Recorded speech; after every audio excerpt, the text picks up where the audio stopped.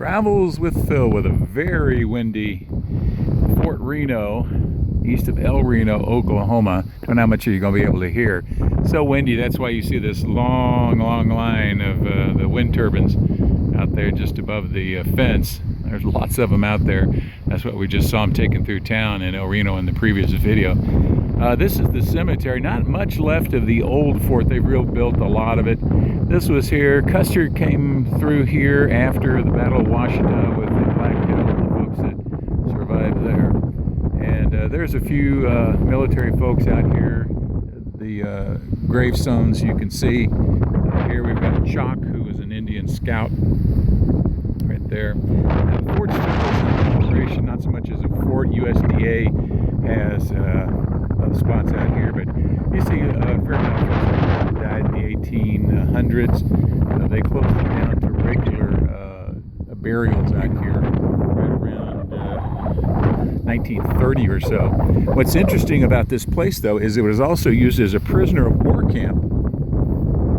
And you can see out here for both Germans and Italians. So here, I'll just zoom in on one of these over here.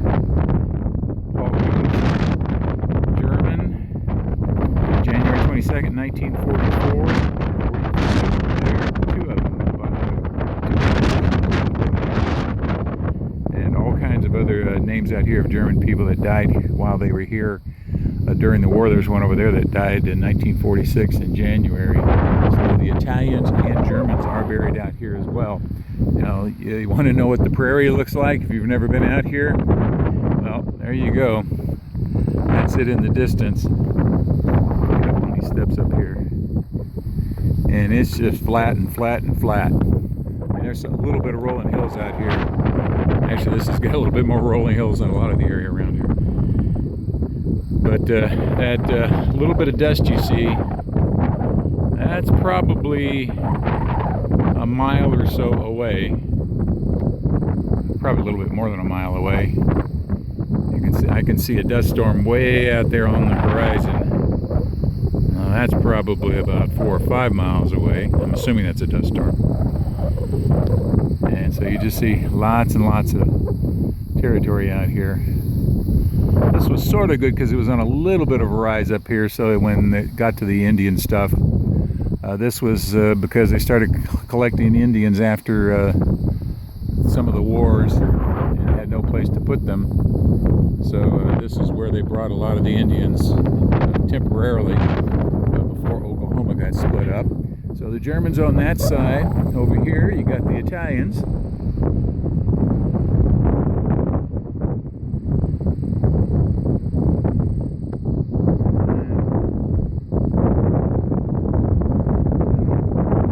CAPL, maybe that's Italian.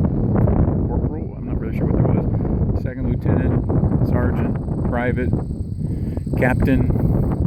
Maybe they just didn't they misspelled it instead of it being CAPT, they put CAPL. So, served multiple purposes. Mostly American military, but also German and Italian POWs, and there might be a few Indians buried out here as well.